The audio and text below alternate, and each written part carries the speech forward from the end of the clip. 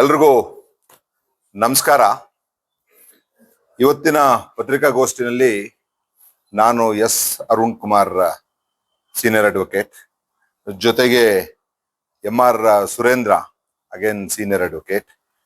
ಎಡಭಾಗಲ್ಲಿರೋಂಥವ್ರು ನನ್ನ ತಂಗಿ ಗಂಡ ನಾಗರಾಜ್ ಅಂದ್ಬಿಟ್ಟು ಎಕ್ಸ್ ಬೆಮೆಲ್ ಸೀನಿಯರ್ ಆಫೀಸರ್. ತಂಗಿ ಅಂದ್ರೆ ಸ್ವಂತ ತಂಗಿ, ಚಿಕ್ಕಪ್ಪನ ಮಗಳು, ಅವ್ರ ಆ ತರದ ತಂಗಿ ಅಲ್ಲ, ನನ್ನ ಒಡ ಹುಟ್ಟದ ತಂಗಿ ಗಂಡ. ನಿಮ್ಗೆಲ್ಲ ಗೊತ್ತಿದೆ, ನಾನು ಇಲ್ಲಿವರೆಗೂ ಯಾವುದೇ ವ್ಯಕ್ತಿ ವಿರುದ್ಧ ನಾನು ಹೋರಾಟ ಇಲ್ಲ. ಅದು ಉಪ್ಪಾರ ಹೋರಾಟ ಇರ್ಬೋದು, ಕುಂಬಾರದ ಹೋರಾಟ ಇರ್ಬೋದು, ರಾಮಕೃಷ್ಣ ಆಶ್ರಮದ ಇರ್ಬೋದು, ಚಾಮಲಾಪುರ ಇರ್ಬೋದು, ಮಾದಿಗ ಸಮಾಜದ್ದಿರ್ಬೋದು, ಯಾವಾಗ್ಲೂ ನಮ್ದು, ಅಥವಾ ಗರುಡ ಪಾಲ್ದಿರ್ಬೋದು, ಸಂಕಲ್ಪದಿರ್ಬೋದು, ಅವೆಲ್ಲ ಟ್ಯಾಕ್ಸ್ ಬೇಸ್ಡ್ ಹೋರಾಟಗಳ ಹೊರತು ಯಾವುದೇ ವೈಯಕ್ತಿಕವಾಗಿ ವ್ಯಕ್ತಿಗಳ ವಿರುದ್ಧ ನಾನು ಯಾವತ್ತೂ ಪ್ರೆಸ್ ಕರೆದಿಲ್ಲ. ಇವತ್ತು ಅನಿವಾರ್ಯವಾಗಿ ಕರಿಬೇಕಾಗಿದೆ. ಯಾಕೆಂತ ಅಂದ್ರೆ ಸಮಾಜದಲ್ಲಿ ಹೋರಾಟ ಮಾಡೋಂಥದ್ದು ಒಂದು, ನಮ್ಮ ಮನೇಲೆ ತೊಂದರೆ ಆದಾಗ ನಾವು ಅದನ್ನ ಮುಂಚೂಣಿಗೆ ತರಲೇಬೇಕು. ಮನೇಲೆ ತೊಂದರೆ ಆಗಿದ್ರು ಇವರು ನನ್ನ ಗಮನಕ್ಕೆ ತಂದಿಲ್ಲ. ಯಾಕೆಂತ ಅಂದ್ರೆ ಇವ್ರದ್ದು ಕೇಸ್ ಆಗ್ಬಿಟ್ಟು ಬೆಂಗಳೂರಿನಲ್ಲಿ ನಡೆಸ್ತಾ ಇದೆ, ಇವ್ರ ಜೊತೆಗೆ ಬೇರೆಯವರು ಹಾಕೊಂಡಿದ್ದಾರೆ. ಹಾಗಾಗಿ ನಂದು ವೈಯಕ್ತಿಕ ಅಲ್ಲ ಅನ್ನೋಂಥ ಒಂದು ಇದರಲ್ಲಿ ಇವರು ನನಗೆ ಇಮಿಡಿಯೇಟ್ ಆಗಿ ಗಮನಕ್ಕೆ ತರಲಿಲ್ಲ. ಇತ್ತೀಚೆಗೆ ಒಂದು 15 ದಿನ ಹಿಂದೆಯಿಂದ ನನಗೆ ಗೊತ್ತಾಗಿ ಎಲ್ಲ ಸ್ಕ್ಯಾನ್ ಮಾಡ್ತಾ ಇರುವಾಗ ನನಗೆ ಗೊತ್ತಾದಂಥದ್ದು ಏನು, ಈ ದೊಡ್ಡಸ್ವಾಮಿ ಗೌಡ್ರು, ನಮ್ಮ KR ನಗರ ಹಾಲಿ ಶಾಸಕರ ತಂದೆ, ಅವರು principal developer for BML layout, residential layout. ಅದ್ರ ಬಗ್ಗೆ ನಾನು ಮಾಧ್ಯಮದಲ್ಲೇ ಸಾಕಷ್ಟು ನ್ಯೂಸ್ಗಳನ್ನ ನೋಡ್ತಾ ಇದ್ದೆ, ಬಟ್ ನಾವೇನು ತಲೆ ಕೆಡಿಸ್ಕೊತಾ ಇರಲಿಲ್ಲ. ಡೆವಲಪ್ಮೆಂಟ್ ಏನೋ ಬೇರೆ ವಿಚಾರ ಅದು ಅಂತ. ಈಗ ನಮ್ಮ ಬುಡಕ್ಕೆ ಬಂದಾಗ ನಾನು ಅದನ್ನ ಒಂದ್ ಸ್ವಲ್ಪ ಡೀಟೇಲ್ ಆಗಿ ನೋಡಕ್ಕೆ ಸ್ಟಾರ್ಟ್ ಮಾಡಿದ್ದೀನಿ. ಈ ಮೊದಲನೇ ವಿಚಾರ ಏನು ಅಂತ ಅಂದ್ರೆ, ಈ ನನ್ನ ಕೋ ಬ್ರದರ್ದು ಈ ರೆಸಿಡೆನ್ಷಿಯಲ್ ಲೇಔಟ್ ಬಂದು ರಾಜರಾಜೇಶ್ವರಿ ನಗರದಲ್ಲಿ ಆಗಿರಂತ ಬೆಂಗಳೂರು BML ಲೇಔಟ್, ಬೆಂಗಳೂರು. ನೀವು ಕೇಳ್ಬೋದು, ಬೆಂಗಳೂರು ಕೇಸನ್ನ ಯಾಕೆ ಸರ್ ಇಲ್ಲಿ ಮೈಸೂರಿನಲ್ಲಿ ಮಾಡ್ತಾ ಇದ್ದೀರಾ ಅನ್ನಂಥದ್ನ ಸಹಜವಾಗಿ ತಾವು ಕೇಳ್ಬೋದು.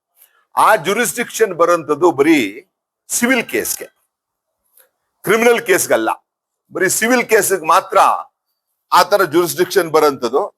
ಕ್ರಿಮಿನಲ್ ಕೇಸ್ ಬಗ್ಗೆ ಮುಂದೆ ಹೋಗ್ತಾ ಹೋಗ್ತಾ ನಾನು ನಿಮ್ ಗಮನಕ್ಕೆ ಅದನ್ನೆಲ್ಲ ತರ್ತೀನಿ. ನಾನು ಈಗ ಮಾತಾಡುವಂತ ಹಂತದಲ್ಲೇನೆ ಈ ಲ್ಯಾಂಡ್ ಏನಿದೆ, ಇದು ಬಂದು survey number 16/1, Mylasandra village, Kengeri hobli, Bengaluru south taluk, Bangalore. Survey number 16/1, Mylasandra village, Kengeri hobli, Bengaluru south taluk, Bangalore. ಇದು ರಾಜರಾಜೇಶ್ವರಿ ನಗರದಲ್ಲಿ ಬರಂತ ಸರ್ವೆ ನಂಬರ್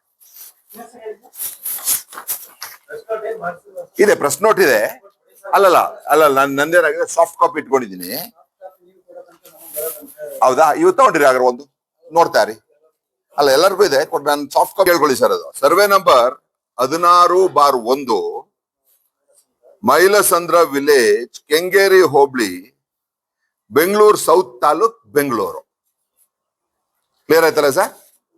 ಇಲ್ಲಿ ಬೆಂಬಲ್ದು ಲೇಔಟ್ ಆಗಿದೆ. ಸುಮಾರು 51 ಎಕರೆ ಆ ಒಂದು ಡಿವಿಷನ್ ಆಗಿರೋಂಥದ್ದು. ಆ ಲೇಔಟ್ ನಲ್ಲಿ ನನ್ನ ಏನು ಬ್ರದರ್ ಇನ್ ಲಾ ಇದ್ದಾರೆ, ಇವರು ಕೂಡ ಒಂದು ಸೈಟ್ ಅಲಾಟಿಯವರು.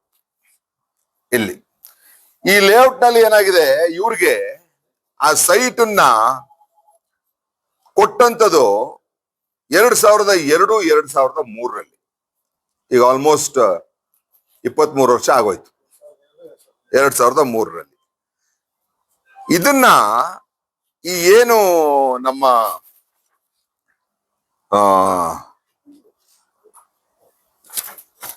ದೊಡ್ಡಸ್ವಾಮಿ ಗೌಡ್ರು ಇದ್ದಾರೆ, ಇವ್ರು ಈ ಓನರ್ಸ್ಗಳು. ಯಾರು ಇವರು ಓನರ್ಸ್ಗಳು ಅಂತ ಅಂದ್ರೆ,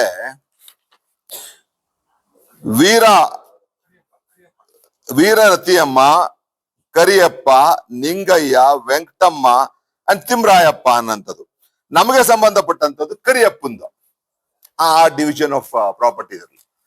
ಇವ್ರೇನ್ ಮಾಡಿದ್ದಾರೆ ದೊಡ್ಡಸ್ವಾಮಿ ಗೌಡ್ರು, ಅಗ್ರಿಮೆಂಟ್ ಆಫ್ ಸೇಲ್ ಅನ್ನ ರಿಜಿಸ್ಟರ್ ಮಾಡ್ಕೊಂಡಿದ್ದಾರೆ. ವೆರಿ ಗುಡ್, ಕಾನೂನಾತ್ಮಕ ವಿಚಾರ ಅದು. ಅಗ್ರಿಮೆಂಟ್ ಆಫ್ ಸೇಲ್ ಆದ್ಮೇಲೆ ಇವರು ಒಂದು GPA ಮಾಡಿಸ್ಕೊಂಡಿದ್ದಾರೆ. ಅದು ಕೂಡ ರಿಜಿಸ್ಟರ್ಡ್ GPA. ಆ GPA ನಲ್ಲಿ ಇವರು ಮಾಡಿರೋಂಥದ್ದು ಕಾನೂನು ಬಾಹಿರ ಕೆಲಸ. ಏನಂತ ಅಂದ್ರೆ GPA ನಲ್ಲಿ ಎಷ್ಟು ದುಡ್ಡು ಈ ವ್ಯವಹಾರ, ಲ್ಯಾಂಡ್ ಬೆಲೆ, ಇದನ್ನ ಏನು ಹೇಳಿದೆ ಬುಕ್ 4 ನಲ್ಲಿ ರಿಜಿಸ್ಟರ್ ಮಾಡಿದ್ದಾರೆ. ಬುಕ್ 4 ಅಂದ್ರೆ ನಿಮ್ಗೆ ಅದು ಸ್ವಲ್ಪ ಎಕ್ಸ್ಪ್ಲೇನ್ ಮಾಡ್ಬಿಡ್ತೀನಿ. ಯಾವ ಆಸ್ತಿಗೆ ಆಸ್ತಿಯ ಮಾರ್ಕೆಟ್ ದರ ಅಥವಾ ಗೈಡ್ಲೈನ್ಸ್ ವ್ಯಾಲ್ಯೂ ಹೇಳದೆ ಇದ್ರೆ ಅದನ್ನ ನಾರ್ಮಲ್ ರಿಜಿಸ್ಟ್ರೇಷನ್ ಫೀಸ್ ನಲ್ಲಿ ರಿಜಿಸ್ಟರ್ ಆಗಂತವನ್ನೆಲ್ಲ ಬುಕ್ 4 ಹಾಕ್ತಾರೆ. ಬುಕ್ 1 ಗೆ ಯಾವ ರಿಜಿಸ್ಟ್ರೇಷನ್ ನೀವು ದುಡ್ಡು ಇದೆಲ್ಲ ಹೇಳಂತದ್ದು, ಅದಕ್ಕೆ ದುಡ್ಡು ಅನುಸಾರವಾಗಿ ನೀವು ಟ್ಯಾಕ್ಸ್ ಕಟ್ಟಿದ್ರೆ, ರಿಜಿಸ್ಟ್ರೇಷನ್ ಫೀಸ್ ಕಟ್ಟಿದ್ರೆ ಅದನ್ನ ಬುಕ್ 1 ಗೆ ಹಾಕ್ತಾರೆ. ಇವರು ಬುಕ್ 4 ಅಲ್ಲಿ ಹಾಕ್ತಾರೆ. ಸೊ ಬುಕ್ 4 ಆಗಿರೋದ್ರಿಂದ ಏನಾಗುತ್ತೆ, ಅದು ಎನ್ಕಮ್ರೆನ್ಸ್ ಸರ್ಟಿಫಿಕೇಟ್ ನಲ್ಲೂ ಕೂಡ ರಿಫ್ಲೆಕ್ಟ್ ಆಗಿಲ್ಲ, ಇವತ್ತು ತನಕನೂ ಆಗಿಲ್ಲ. ಅದು ಒಂದು ದೊಡ್ಡದು.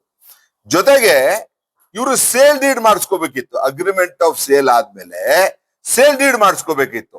ಇವರು ಸೇಲ್ ಡೀಡ್ ಮಾಡಿಸ್ಕೊಳ್ಳಲ್ಲ. ಯಾಕಂದ್ರೆ ರಿಜಿಸ್ಟ್ರೇಷನ್ ಫೀಸು ಆ ವೇರಿಯೇಷನ್ ಆಗುತ್ತೆ ಅನ್ನಂಥದ್ದು, ಅದನ್ನ ಇವರು ಕಾನೂನು ಬಾಹಿರವಾಗಿ ಮಾಡಿಬಿಟ್ಟು ಆ ಬುಕ್ 4 ಎಂಟ್ರಿ ಆಗಿರೋಂಥ GPA ನಲ್ಲಿ ನಮ್ಮ ಬ್ರದರ್ ಇಂದನು ಒಳಗೊಂಡು ಇತರರಿಗೂ ಇವರೇ ದೊಡ್ಡಸ್ವಾಮಿ ಗೌಡ್ರು ಸೈಟ್ ಅನ್ನ ರಿಜಿಸ್ಟರ್ ಮಾಡ್ಕೊಡ್ತಾರೆ. ಅಡ್ಜಸ್ಟ್ಮೆಂಟ್ ವಿತ್ ಸಬ್ ರಿಜಿಸ್ಟ್ರಾರ್ ಇವ್ರಿಗೂ ಅವ್ರಿಗಿದ್ದಂತ ಕನೆಕ್ಷನ್ ಮೇಲೆ ರಿಜಿಸ್ಟರ್ ಮಾಡಿ ಕೊಟ್ಬಿಡ್ತಾರೆ. ಇವರು ಪಾಪ ಎಲ್ಲ ಸೈಟ್ ತಗೋತಾರೆ, ಎಲ್ಲ ಖಾತೆ ಕಂತ ಎಲ್ಲ ಕಟ್ತಾರೆ, ಹೊಸ ನಂಬರ್ ಸಿಗುತ್ತೆ, ಎಲ್ಲ ಆಗುತ್ತೆ. 2014ನಲ್ಲಿ M&M ಅಂತ ಒಂದು ಕಂಪ್ನಿ, ಮುದ್ದಪ್ಪ ಅನ್ನೋನು ಈ ಸೇಮ್ ಪಾರ್ಟಿಗಳು ಯಾರು ದೊಡ್ಡಸ್ವಾಮಿ ಗೌಡ್ರಿಗೆ ಕೊಟ್ಟಿರ್ತಾರೆ ಲ್ಯಾಂಡ್ ಅನ್ನ, ಅವ್ರ ಹತ್ರ ಹೋಗಿ ಆ GPA ನ ಕ್ಯಾನ್ಸಲ್ ಮಾಡಿಸ್ತಾರೆ. ಯಾಕಂದ್ರೆ ಅದ್ರ ಸೇಲ್ ಕ್ಲಾಸ್ ಇರಲ್ಲ. ಸೇಲ್ ಕ್ಲಾಸ್ ಇದ್ದಿ ಮಾಡಿದ್ರೆ ಕ್ಯಾನ್ಸಲ್ ಮಾಡಕ್ ಆಗ್ತಿರ್ಲಿಲ್ಲ. ಬುಕ್ 4 ಎಂಟ್ರಿ ಮಾಡಿದ್ದಾರೆ, ಇವ್ರು ಕ್ಯಾನ್ಸಲ್ ಮಾಡ್ತಾರೆ. ಕ್ಯಾನ್ಸಲ್ ಮಾಡಿ ಏನ್ ಮಾಡ್ತಾನೆ, ಯಾರು ದೊಡ್ಡಸ್ವಾಮಿ ಗೌಡ್ರಿಗೆ ಲ್ಯಾಂಡ್ ಕೊಟ್ಟಿರ್ತಾರೆ ಅವ್ರ ಹತ್ರ ಇವನ್ ಪರ್ಚೇಸ್ ಮಾಡ್ತಾರೆ. ಅಲ್ಲೂ ಒಂದು ಗೋಲ್ಮಾಲ್ ಆಗಿದೆ. ಅಗ್ರಿಮೆಂಟ್ ಆಫ್ ಸೇಲ್ ರಿಜಿಸ್ಟರ್ ಇತ್ತು, ಇವ್ರು ಈ ಹೊಸ ನಂಬರ್ ಲ್ಯಾಂಡ್ ಕನ್ವರ್ಷನ್ ಆದ್ಮೇಲೆ ಇವಾಗೆಲ್ಲ ಗೊತ್ತಿದೆ, ಸಾಕಷ್ಟು ಜನ ತಾವೆಲ್ಲ ವೆರಿ ಇಂಟೆಲೆಕ್ಚುಯಲ್ ಕ್ರೌಡ್ ಇದ್ದೀರಾ. ಅಗ್ರಿಕಲ್ಚರ್ ಲ್ಯಾಂಡ್ ಇದ್ದಾಗ ಸರ್ವೆ ನಂಬರ್ ಇರುತ್ತೆ, ಚೇಂಜ್ ಆದಾಗ ಆ ನಂಬರ್ ಬೇರೆ ಆಗೋಗುತ್ತೆ. ಸಾಕಷ್ಟು ಕಡೆ ಏನ್ ಮಾಡ್ತಾರೆ, ಇದೇ ಒಂದೇ ಆಸ್ತಿಗೆ 2 ರಿಜಿಸ್ಟ್ರೇಷನ್ ಮಾಡ್ತಾರೆ, ಬಿಕಾಸ್ ನಂಬರ್ ಚೇಂಜ್ ಆಗ್ಬಿಟ್ಟಿರುತ್ತೆ ಕನ್ವರ್ಷನ್ ಆದ್ಮೇಲೆ. ಇಲ್ಲಿ ಕನ್ವರ್ಷನ್ ತೋರಿಸಿ ಬಟ್ ಇವತ್ತಿಗೂ ರಿಫ್ಲೆಕ್ಟ್ ಆಗ್ತಾ ಇರೋದು ಹಳೆ ಸರ್ವೆ ನಂಬರ್ ಏನೆ. ಅದು ದಿಗ್ಭ್ರಮೆ ಮತ್ತು ಆಶ್ಚರ್ಯದ ವಿಚಾರ. ಒಂದೇ ಸರ್ವೆ ನಂಬರ್ಗೆ ಅಗ್ರಿಮೆಂಟ್ ಆಫ್ ಸೇಲು ನಲ್ಲಿ ಕಾಣ್ತಾ ಇದೆ, ಇವತ್ ತನಕನೂ ಕಾಣ್ತಾ ಇದೆ. ಇವಾಗ ಸೇಲ್ ಡೀಡ್ ಮುದ್ದಪ್ಪಂದು ಅಲ್ಲಿ ಕಾಣ್ತಾ ಇಲ್ಲ. ಅವ್ನು ಹೆಂಗೆ ಮಾಡಿಸ್ಕೊಂಡ? ಯಾಕೆ ಇವ್ರ ಮೇಲೆ ನಾನು ಕ್ರಿಮಿನಲ್ ಕಾನ್ಸ್ಪಿರಸಿ ಅಂತ ಯಾಕೆ ಹೇಳ್ತಾ ಇದೀನಿ ಅಂತ ಅಂದ್ರೆ, ಈ 14ಕ್ಕೆ ಈ ತರ ರಿಜಿಸ್ಟರ್ ಮಾಡ್ಕೊಂಡು GPA ಕ್ಯಾನ್ಸಲ್ ಮಾಡಿದ್ಮೇಲೆ ಮುದ್ದಪ್ಪ M&M ಕಂಪನಿ ಬೆಂಗಳೂರವರು ಒಂದ್ ಕೇಸ್ನ ಹಾಕ್ತಾರೆ. ಆ ಕೇಸ್ನ ಹಾಕ್ಬಿಟ್ಟು ಇವರೆಲ್ಲಾರ ಸೈಟ್ಗೂ ಪ್ರೇಯರ್ ಕೇಳ್ತಾರೆ. ಏನಂತ? ಅಲಾಟ್ ಮಾಡಿರೋಂಥದ್ದು ಇವ್ರದ್ದು ನಲ್ ಅಂಡ್ ವಾಯ್ಡ್, ನನ್ನ ಜಾಗ, ಅದು declare this property belongs to me ಅನ್ನಂಥದ್ನ ಒಂದ್ ಸೂಟ್ ಹಾಕ್ಬಿಟ್ಟು ಇವತ್ತು ತನಕನೂ ಕೂಡ ಆ ಕೇಸು ನಡೀತಾ ಇದೆ. ಅದೇ ಕೇಸ್ನಲ್ಲಿ ಆಶ್ಚರ್ಯಕರವಾದಂತ ವಿಚಾರ ಏನಪ್ಪಾ ಅಂತ ಅಂದ್ರೆ, ಈ ದೊಡ್ಡಸ್ವಾಮಿ ಗೌಡನ್ನು ಪಾರ್ಟಿ ಮಾಡೋನು M&M ಅವನು. ಈ ದೊಡ್ಡಸ್ವಾಮಿ ಗೌಡರು ಇಲ್ಲಿವರೆಗೂ 1% ಚಕಾರ ಎತ್ತದೆ. ಏನೋ ನಾ ಕೋರ್ಟ್ ಕೇಸನ್ನ ಹ್ಯಾಂಡಲ್ ಮಾಡ್ತಾ ಇದ್ದೀನಿ, ನನ್ಗೂ ಹಾಕ್ಬಿಟ್ಟವ್ರೆ ನಂಗೆ ಕುತ್ಕೊಂಡು. ಈ ಮುಗ್ಧರು 10,000, 15,000, 20,000 ಯಾವ್ಯಾವ ಡೆವಲಪ್ಮೆಂಟ್ ಕಟ್ಟಿರೋರ್ಗೆ ಹಿಂಗೆ ಬೀದಿ ನಿಲ್ಲಿಸ್ಬಿಟ್ಟು ಈ ದೊಡ್ಡಸ್ವಾಮಿ ಗೌಡರು ದೊಡ್ಡ ಲೀಡರ್ ತರ ಓಡಾಡ್ತಾ ಇದ್ದಾರೆ. ಇವತ್ತು ನಾವು ಈ ಪತ್ರಿಕಾಗೋಷ್ಠಿ ಮುಖೇನ ಆ ದೊಡ್ಡಸ್ವಾಮಿ ಗೌಡರಿಗೆ ಒಂದು ಎಚ್ಚರಿಕೆ ಕೊಡ್ತೀವಿ. ಪರಿಶಿಷ್ಟ ಜಾತಿಯವರಿದ್ದಾರೆ, OBC ಅವರಿದ್ದಾರೆ, ಜನರಲ್ ಅವರಿದ್ದಾರೆ. ಈ ಕೇಸನ್ನ ನನ್ನ ಬ್ರದರ್ ಇನ್ ಲಾದು ಪರ್ಟಿಕ್ಯುಲರ್ಲಿ ಕೇಸನ್ನ, ಯಾಕಂದ್ರೆ ಅವ್ರು ಮಾಡಿರೋ ತಪ್ಪು ಅವರು ಸರಿಪಡಿಸಿ ಇನ್ನೊಂದು ವಾರದೊಳಗಡೆ ಇವ್ರಿಗೆ ಸರಿ ಮಾಡಿಕೊಟ್ರೆ ಸರಿ.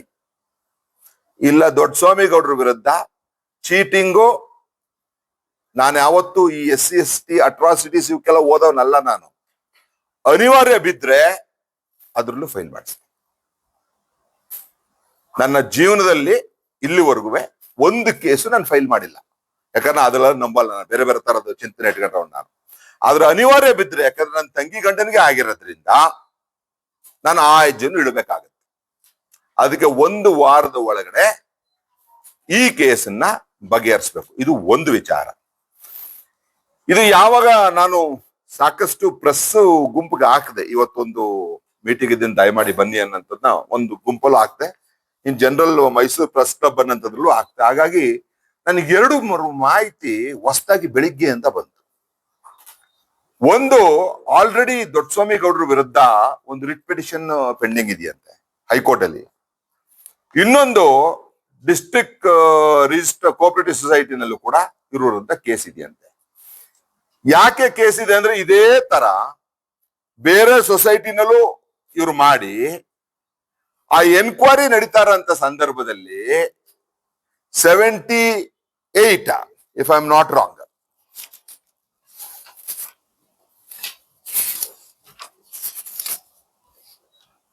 98 N of the district cooperative societies act ನಡಿನಲ್ಲಿ ಯಾವುದೇ ವ್ಯಕ್ತಿ ಎನ್ಕ್ವೈರಿ ಫೇಸ್ ಮಾಡಿ ಆ ಎನ್ಕ್ವೈರಿನಲ್ಲಿ ಅವ್ರ ವಿರುದ್ಧ ತಗೊಂಡ್ರಂತ ಜಮೀನನ್ನ ವಾಪಸ್ ಕೊಡಿ, ಜಮೀನ್ ಸಂಬಂಧಪಟ್ಟಂತ ದುಡ್ಡನ್ನ ನೀವು ಕಡಿಮೆ ದುಡ್ಡಿಗೆ ಜಾಸ್ತಿ ಇಸ್ಕೊಂಡು ಅದು ಪ್ರೂವ್ ಆದ್ರೆ ಅದನ್ನ ವಾಪಸ್ ಕೊಡಿ, ಇಂಥ ತೀರ್ಮಾನಗಳಾದ್ರೆ ಅಂತ ವ್ಯಕ್ತಿಗಳು ಕೋಆಪರೇಟಿವ್ ಸೊಸೈಟೀಸ್ ಅಡಿಯಲ್ಲಿ ಎಲೆಕ್ಷನ್ಸ್ಗೆ ನಿಲ್ಲಂಗಿಲ್ಲ. ನನಗೆ ಗೊತ್ತಾಯ್ತು KR ನಗರದಲ್ಲಿ ಏನೋ ಅವ್ರಿಗೂ ಅಮಿತ್ಗೂ ದೊಡ್ಡ ಹೋರಾಟ ನಡೀತಂತೆ. Anyway, I am not getting into that, ಅದಕ್ಕೆಲ್ಲ ಹೋಗಕ್ ನಾನು ಇಷ್ಟಪಡಲ್ಲ. ಹೆಂಗೆ ಇವರನ್ನ ಆನರ್ ಮಾಡಿದ್ದಾರೆ returning officer of that election ಅಂತ. 98 N ಬಹಳ ಕ್ಲಿಯರ್ ಆಗಿದೆ. ಎನ್ಕ್ವೈರಿ ನಡೀತಾರಂತ ವ್ಯಕ್ತಿಗಳದು ತೀರ್ಮಾನ ಆಗಿದ್ರೆ ಅವರು ಚುನಾವಣೆಗೆ ನಿಲ್ಲಂಗಿಲ್ಲ ಅಂತ. ಅಂದ್ರೆ ಇವತ್ತಿನ ದಿನದ ಸರ್ಕಾರ ಯಾವ ರೀತಿ ನಡೀತಾ ಇದೆ, ಅದು ಸಿದ್ದರಾಮಯ್ಯನವರ ಜಿಲ್ಲೆಯಲ್ಲಿ ನಡೀತಾರಂತ ಅವ್ಯವಹಾರಗಳು ಯಾವ ಮಟ್ಟಿಗಿದೆ ಅಂತ ಅಂದ್ರೆ ತಮ್ಗೆಲ್ಲ ಗೊತ್ತಿದೆ. ಮೂಡ ಕೇಸ್ನಲ್ಲೂ ಮೊದಲು ವಾಯ್ಸ್ ಮಾಡಿದವ್ರೆ ನಾವು ರಘುವೆಲ್ಲ, ಯಾರ್ಯಾರ ಅವತ್ತು ಗಮನಿಸಿದ್ರೋ ಗೊತ್ತಿಲ್ಲ. ಫಸ್ಟ್ ಮೂಡ ಕೇಸ್ ಭ್ರಷ್ಟಾಚಾರನ ಫಸ್ಟ್ ಪ್ರೆಸ್ ಮೀಟ್ ಮಾಡಿದವ್ರು ಮೈಸೂರಿನಲ್ಲಿ ನಾವೇನೆ, ನಾನು ಕೂಡ ಆ ಪ್ರೆಸ್ ಮೀಟ್ ನಲ್ಲಿ ಇದ್ದಂಥವ್ರು. ಆವತ್ತು ನಾವು ಏನ್ ಹೇಳಿದ್ವಿ, ಆ ಸೈಟ್ಗಳು ಇನ್ನೂ ಬಂದಿಲ್ಲ. ಯಾಕೆ ಆ ಸಬ್ಜೆಕ್ಟ್ ಹೋಗಲ್ಲ ನಾನು, ನಿಮ್ಗೊಂದು ಒಂದು ಜಸ್ಟ್ ರಿಕ್ಯಾಪ್ ಅಷ್ಟೇನೆ.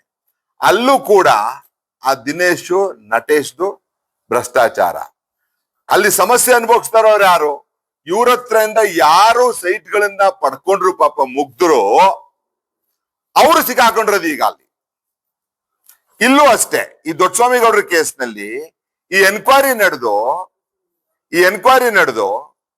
ಎನ್ಕ್ವೈರಿನಲ್ಲಿ ಅವ್ರ ಎಲೆಕ್ಷನ್ ನಿಲ್ಲಂಗಿಲ್ಲ ಅಂತ ಅಂದ್ರು ರಿಟರ್ನಿಂಗ್ ಆಫೀಸರು ಇಂಥವ್ರಿಗೆ ಚುನಾವಣೆಗೆ ನಿಂತು ಗೆಲ್ಲುವಂಗೆ ಸಾಕಾರ ಮಾಡ್ತಾ ಇದಾರೆ, only because of political reasoning ಇಂದ.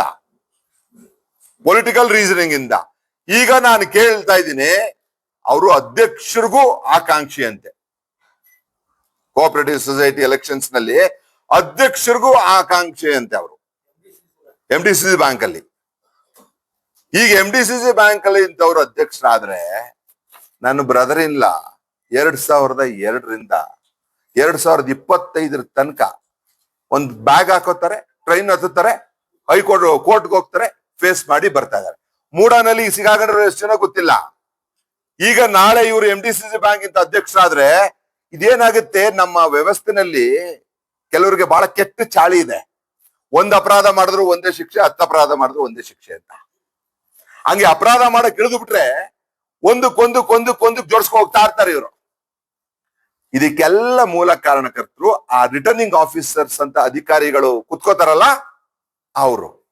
ಈ ದೊಡ್ಡಸ್ವಾಮಿ ಗೌಡ್ರಿಗೆ ಏನಾದ್ರು ಈ ಸರಿ ಚುನಾವಣೆಯಲ್ಲಿ ಏನಾದ್ರು ಹೆಜ್ಜೆ ಇಡಂಗೆ ಅನುಕೂಲ ಆಗಂಗೆ, ಯಾಕಂದ್ರೆ ನಾನು ಹೇಳ್ತಾ ಇದ್ದೀನಿ, ಎನ್ಕ್ವೈರಿನಲ್ಲಿ ಆಲ್ರೆಡಿ ಇಟ್ ಈಸ್ ಡಿಸೈಡೆಡ್ ಇವರು ಲೋಪದೋಷ ಮಾಡಿದ್ದಾರೆ ಅಂತ. ಆರ್ಡರ್ ಪಾಸ್ ಮಾಡಿಲ್ಲ, ಯಾಕೆಂದ್ರೆ ಹೈಕೋರ್ಟ್ ಅಲ್ಲೂ ಇದೆ ಅಂತ ಅಷ್ಟೇ. ರಿಟರ್ನಿಂಗ್ ಆಫೀಸರ್ ಏನಾದ್ರೂ ಇವ್ರಿಗೆ ಸಹಾಯ ಮಾಡಿ ಎಲೆಕ್ಷನ್ ನಲ್ಲಿ ಗೆಲ್ಲಂಗ್ ಮಾಡಿದ್ರೆ ರಿಟರ್ನಿಂಗ್ ಆಫೀಸರ್ ವಿರುದ್ಧ ನಾವು prevention of corruption act section 17 ತಮ್ಗೆಲ್ಲ ಬಹಳ ಚೆನ್ನಾಗಿ ಗೊತ್ತಿರ್ಬೇಕಾದ್ರೆ ಸಿದ್ದರಾಮಯ್ಯನವರ ಕೇಸ್ ಟೈಮ್ ನಲ್ಲಿ ಆ ಸೆಕ್ಷನ್ 17 ಕಾಗ್ನಿಸೆನ್ಸ್ ಮೊದಲೇ ತಗೋಬೇಕಾ, FIR ಆದ್ಮೇಲೆ ತಗೋಬೇಕಾ, FIR ಮೊದಲೇ ಕಾಗ್ನಿಸೆನ್ಸ್ ತಗೋಬೇಕಾ, ತಾವೆಲ್ಲ ಗಮನಿಸಿದೀರಾ. ನಾನು ಆ ಅಧಿಕಾರಿ ವಿರುದ್ಧ ಪ್ರಿವೆನ್ಷನ್ ಆಫ್ ಕರಪ್ಷನ್ ಆಕ್ಟ್ ನಡಿನಲ್ಲಿ ಪರ್ಮಿಷನ್ ಕೇಳ್ತೀನಿ. ಯಾರು ರಿಟರ್ನಿಂಗ್ ಆಫೀಸರ್ ನಂಗೆ ಗೊತ್ತಿಲ್ಲ. ಈಗ ಈ ಚುನಾವಣೆ ನಡೆದು ಚುನಾವಣೆಯಲ್ಲಿ ಇವ್ರನ್ನ ಸಲೀಸಾಗಿ ಮೇಲೋಗಂಗೆ ಮಾಡ್ಕೊಟ್ಬಿಟ್ರೆ ಇಂಥವ್ರನ್ನ, ಆ ಅಧಿಕಾರಿನ ನಾನುವೆ ಸಸ್ಪೆಂಡ್ ಮಾಡ್ಸೋ ತನಕ ಅಥವಾ ಡಿಸ್ಮಿಸ್ ಮಾಡ್ಸೋ ತನಕ ಬಿಡಲ್ಲ ಅಂತ ಈ ಪತ್ರಿಕಾಗೋಷ್ಠಿಯಲ್ಲಿ ಹೇಳ್ತೀನಿ. ಯಾಕಂದ್ರೆ ಒಂದ್ ಮಾದರಿ ಆಗ್ಬೇಕು. ನಮ್ಗೆ ಯಾಕೆ ನೋವಾಗ್ತಾ ಇದೆ ಅಂತಂದ್ರೆ ಎಲ್ಲ ಜನಸಾಮಾನ್ಯರಿಗೆ ಹೋರಾಟ ಮಾಡ್ತಾ ಇದ್ದೀನಿ. ನನ್ ತಂಗಿ ಗಂಡಂಗೆ 22 ವರ್ಷದಲ್ಲಿ ಆಟ ಆಡ್ಸ್ಕೊಂಡಿವ್ರು, ಏನು ಇಲ್ಲ ಅನ್ಕೊಂಡು ಆಟ ಆಡ್ಕೊಂಡಿರೋಂಥವ್ರಿಗೆ ನಾವು ಬಿಟ್ಬಿಟ್ರೆ ನಾವು ಹತ್ತಾರು ಹೋರಾಟ ಮಾಡಿರೋರು ನಮ್ ನಿಲುವಿನ ಸಿದ್ಧಾಂತ ಏನಾಯ್ತು. ಹಾಗಾಗಿ ದೊಡ್ಡ ಸ್ವಾಮಿ ಗೌಡ್ರನ್ನ ಬಿಟ್ಟು ಸಿದ್ದರಾಮಯ್ಯನವ್ರ ತವರು ಜಿಲ್ಲೆಯಲ್ಲಿ, ಯಾಕಂದ್ರೆ ಅಲ್ಪ ಸ್ವಲ್ಪ ಗೌರವ ಇಟ್ಕೊಂಡ್ರಂತ ಹಿರಿಯ ರಾಜಕಾರಣಿನಲ್ಲಿ ಸಿದ್ದರಾಮಯ್ಯನವರು ಒಬ್ರು, ಅದ್ರಲ್ಲೇನು ಡೌಟೇ ಬೇಡ. ಅವರ ಜಿಲ್ಲೆಯಲ್ಲಿ ಏನಾದ್ರೂ ಇಂಥದಕ್ಕೆ ಎಂಟರ್ಟೈನ್ ಮಾಡಿದ್ರೆ ನಾನು ಸಂಬಂಧಪಟ್ಟಂತವ್ರಿಗೆಲ್ಲರಿಗೂ ಈ ಸರಿ ಮಾತ್ರ ಸೆಕ್ಷನ್ 17 ಪರ್ಮಿಷನ್ ಕೇಳಿ ಅವ್ರನ್ನೆಲ್ಲ ಡೆಫಿನೆಟ್ಲಿ ಡಿಸ್ಮಿಸ್ ಮಾಡ್ಸೋ ತನಕ ನನ್ನ ಕಾನೂನು ಹೋರಾಟನು ಮುಂದೆ ಉರಿಯುತ್ತೆ. ಬಟ್ ಅದು one side of the story. But ನನಗೆ ಮುಖ್ಯವಾಗಿರೋಂಥದ್ದು ನನ್ನ ಬ್ರದರ್ ಇನ್ ಲಾಗೆ ಒಂದು ವಾರದೊಳಗಡೆ ಅವರ ಸಮಸ್ಯೆನ ಅವ್ರ ಮುಂದೆ ನಿಂತು ಬಗೆಹರಿಸ್ಕೊಡೋದಾದ್ರೆ ಅವ್ರ ವಿರುದ್ಧ criminal case, if need be atrocity ಸ್ಟಡಿನಲ್ಲೂ ಕೇಸ್ ದಾಖಲೆ ಮಾಡ್ತೀನಿ ಅಂತ ಈ ಸಂದರ್ಭದಲ್ಲಿ ಹೇಳಿದ್ದೇವೆ.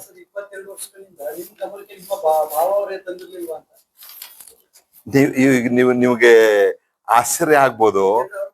ಅಲ್ಲ, ಕೇಳಿ, ನೀವ್ ಹೇಳೋದು 100% ಸತ್ಯ ಪಾಯಿಂಟ್. ಇವ್ರು ನನ್ನ ಜೊತೆಲಿದ್ದಾರೆ. ಯಾವಾಗ ಹೇಳಿದ್ರೆ ಕೇಳಿ, ನಂಗೆ ಯಾಕೆ ಹೇಳಿಲ್ಲ ಗೊತ್ತಾ? ಗುಂಪಲ್ಲಿ ಹೋರಾಟ ಮಾಡ್ತಿದ್ರು. ಬೆಂಬಲ್ಗೆ ಒಬ್ರು ಅಡ್ವೊಕೇಟ್ ಇದ್ದಾರೆ, ಅವರೊಬ್ರು ರೆಗ್ಯುಲರ್ ಅಡ್ವೊಕೇಟ್, ಎಲ್ಲ ಬೆಂಬಲ್ ಕೇಸ್ಗೂ ಒಬ್ರು ಅಡ್ವೊಕೇಟ್ ಫೇಸ್ ಮಾಡ್ತಾ ಇದ್ದಾರೆ. ಸೊ ಹಾಗಾಗಿ ಆ ಟ್ರ್ಯಾಕ್ ಅಲ್ಲೇ ಹೋಗ್ಬಿಟ್ಟಿದೆ. ಇತ್ತೀಚೆಗೆ 1 ತಿಂಗಳು ಒಳಗಡೆ ನನ್ನ ಗಮನಕ್ಕೆ ಬಂದದಿತ್ತು.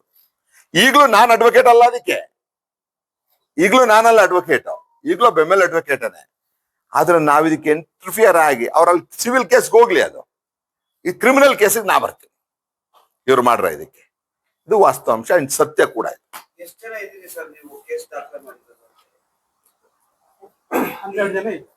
ಈ ಕೇಸಿಗೆ, ಈ ಗುಂಪಿಗೆ ಸಂಬಂಧಪಟ್ಟಂಗೆ ಅಲ್ಲಿ ಏನಾಗಿದೆ 16 ಸರ್ವೆ ನಂಬರ್ಗಳು. ಈ ಸರ್ವೆ ನಂಬರ್ಗೆ ಸಂಬಂಧಪಟ್ಟಂಗೆ ಸುಮಾರು 12 ಜನದ ಮೇಲೆ ಕೇಸ್ ಹಾಕಿದ್ರೆ. ದೊಡ್ಡ ಸೋಮೇಗೌಡರು 13-14 ಹಾಕೊಂಡಿದ್ದಾರೆ. ಅವರು ಪಾರ್ಟಿ ಮಾಡ್ಕೊಂಡಿದ್ದಾರೆ. ಆದ್ರೆ ಆ ವ್ಯಕ್ತಿ ಮಾತ್ರ ಸುಮ್ ಕೇಸ್ಗೆ ಹೋದಂಗೆ ಏನೋ ನಾನು ತಪ್ಪು ಮಾಡಿಲ್ಲ, ನನ್ ಮೇಲೆ ಕೇಸ್ ಹಾಕಿದ್ದಾರೆ ನೋಡಿ ಅನ್ನಂಥದ್ದು. ಇದೊಂದು ಈ ಕ್ಯಾಮೋಫ್ಲೇಜ್ ಹಾಕೊಂಡು ಆಟ ಆಡ್ತಾರಲ್ಲ, ಹತ್ರ ಆಟ ಆಡ್ತಾರೆ.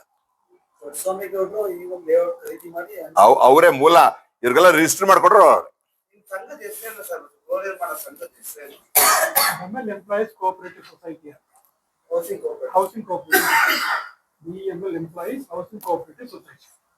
ಒಂದು ಬ್ರಾಂಚಸ್ ಇದೆ, ಮೈಸೂರಲ್ಲಿದೆ, ಬೆಂಗಳೂರಲ್ಲಿದೆ.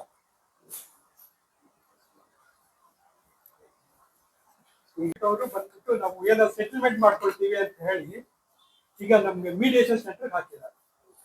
ಅಲ್ಲಿ ಏನ್ ಮಾಡ್ತಿದ್ದಾರೆ ಈ ಮುದ್ದಪ್ಪ? ಹೇಳಿ, ನೀವ್ ಹೇಳ್ಬಿಡಿ ಫಸ್ಟ್. ಮೀಡಿಯೇಷನ್ ಸೆಂಟರ್ ಅಲ್ಲಿ ಈಗ ನೆಗೋಷಿಯೇಷನ್ ಆಗ್ತಾ ಇದೆ. ಎಷ್ಟು ದುಡ್ಡು ಕೊಡ್ಬೇಕು? ಈ ಮುದ್ದಪ್ಪ ಏನ್ ಮಾಡ್ತಾ ಇದಾರೆ, 12 ಜನದ ಹತ್ರ ಹೋಗಿ ಸೆಟಪ್ ಮಾಡ್ಕೊಳ್ಳೋರ್ಗೆ ದುಡ್ಡು ಇಸ್ಕೊಂಡು ಇನ್ನೊಂದ್ಸರಿ ರಿಲೀಸ್ ಮಾಡೋದು, ದುಡ್ಡು ಕೇಳೋದು. ಈಗ ಇವ್ರಿಗೇನ್ ಪ್ರಪೋಸಲ್ ಇಟ್ಟಿದ್ರೆ 1 ಕೋಟಿ ಕೊಡಬೇಕು ಅಂತ. ಈಗ ಅಲ್ಲ, ಮೂಲ ಅಲ್ಲ, ಈ ಹೊಸದಾಗ ತಗೊಂಡಲ್ಲ, 2014 ತಗೊಂಡಲ್ಲ, ಅವ್ರ ಹತ್ರ ಇಂದಾನೆ ಅವನು. ಇವ್ರಿಗೆಲ್ಲ ಈಗ ನಿಮ್ಗೆಲ್ಲ ನಮ್ಮ ರೆಕಾರ್ಡ್ ಅಲ್ಲಿ ಕ್ಲಿಯರ್ ಆಗ್ಬೇಕಾ, ನಮ್ಗೆ ಅಡ್ಜಸ್ಟ್ಮೆಂಟ್ ಮಾಡಿ ಹೊರಗಡೆ ಅಂತ. ಇವೆಲ್ಲ ಏನಾಗುತ್ತೆ, ಹಿಂಗ ಆಗ್ತಿದ್ರು ದೊಡ್ಡ ಸ್ವಾಮಿಗೌಡರು ಪಾರ್ಟಿ ಸುಮ್ಮನೆ ಕೂತಿದ್ದಾರೆ. ಇವ್ರಿಗೆ ಅವ್ರನ್ನ ಎದುರಾಕೊಂಡು ಹ್ಯಾಂಡಲ್ ಮಾಡಂತ ಥಿಂಕಿಂಗ್ ಆಗ್ಲಿ, ಆ ಕಡೆ ಹೆಜ್ಜೆ ಇಡ್ಬೇಕನ್ನೋದಾಗ್ಲಿ ಇನ್ನೂವರೆಗೂ ಅನ್ಸಿಲ್ಲ ಅವ್ರಿಗೆ. ನಮಗೆ ಗೊತ್ತಾದ್ಮೇಲೆ ನಮ್ಮ ಹೇಳಿತ್ತು ಅವ್ರಿಗೆ, ನಾವು ಮಾಡ್ತೀವಿ ಬನ್ನಿ, ಅದೇನ್ ಕೊಡಲ್ಲ ನೋಡ್ತೀವಿ ನಾವೇ. ಇದು ವಾಸ್ತವಾಂಶ.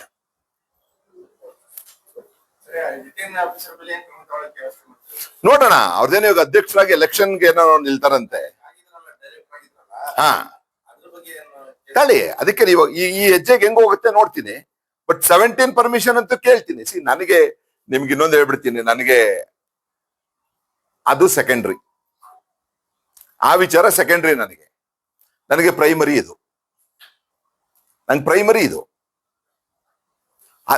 ಇದನ್ನು ಮಾಡ್ದೆ ಅಲ್ಲೂ ಹೋಗಿ ಹಂಗ ಆಗ್ತಾರೆ ಅಂತ ಅಂದ್ರೆ ಅವ್ರನ್ನ ಕಾಡೋರ್ಲಿ ನಾನೇ ನಂಬರ್ 1 ಇರ್ತೀನಿ. ನಮ್ಗೆ ಇದು ಸೆಟ್ಲ್ ಆಗ್ಬೇಕು ಫಸ್ಟ್. ನಮ್ ಪ್ರಾಯೋರಿಟಿ ಇಸ್ ದಿಸ್. ಇಂಥವ್ರು ಹಿಂಗ ಆಗ್ತಾ ಇದಾರೆ ಏನಂತ ಮಾಹಿತಿ ತಿಳಿದು ನಿಮ್ ಮುಂದೆ ಹೇಳ್ತಾ ಇದ್ದೀನಿ ಅದನ್ನ. ಈಗ ಇಂಥವ್ರು MDCC ಬ್ಯಾಂಕು ಇಂಥ ಕಡೆಗೆಲ್ಲ ಬಂತು ಅಂದ್ರೆ ಎಷ್ಟು ಜನಕ್ಕೆ ಏನ್ ಆಗ್ಬೋದು ಹೇಳಿ. ಆಮೇಲೆ ಎಲ್ಲ ಬಡವರು, ಸ್ಮಾಲ್ ಅಂಡ್ ಮೀಡಿಯಂ ಸೆಗ್ಮೆಂಟ್ ಅಲ್ಲಿ ಇರೋಂತ ಜನಸಾಮಾನ್ಯಗಳಿಗೆ ಏಟ್ ಬೀಳೋದು. ಎಲ್ಲಾ ಕಡೆನೂ ಅಷ್ಟೇ, ಎಲ್ಲಾ ಕಡೆ ಏಟ್ ಬೀಳಂತದ್ದು ಬಡವರಿಗೇನೇನೆ. ಈ ಮೇಲ್ಗಡೆ ಒಂದು ಇಲ್ಲಿ ಅಲ್ಲಿ ಕೇಸ್ ಹಾಕೊಂಡು ಇನ್ನೊಂದು ಹಾಕೊಂಡು ಕೇಸ್ ನಡೀತಾ ಇದೆ, ಎನ್ಕ್ವೈರಿ ನಡೀತಾ ಇದೆ, ಹಿಂಗೆ ಓಡಾಡ್ತಿರ್ತಾರೆ. ಇದನ್ ಬಿಡಲ್ಲ ನಾವು. 22 ವರ್ಷದಲ್ಲಿ ಬಗೆಹರಿದ ಸಮಸ್ಯೆ ವಾರದಲ್ಲಿ ಬಗೆಹರಿಸ್ತಾನೆ ನಂಬಿಕೆ ಇದೆ.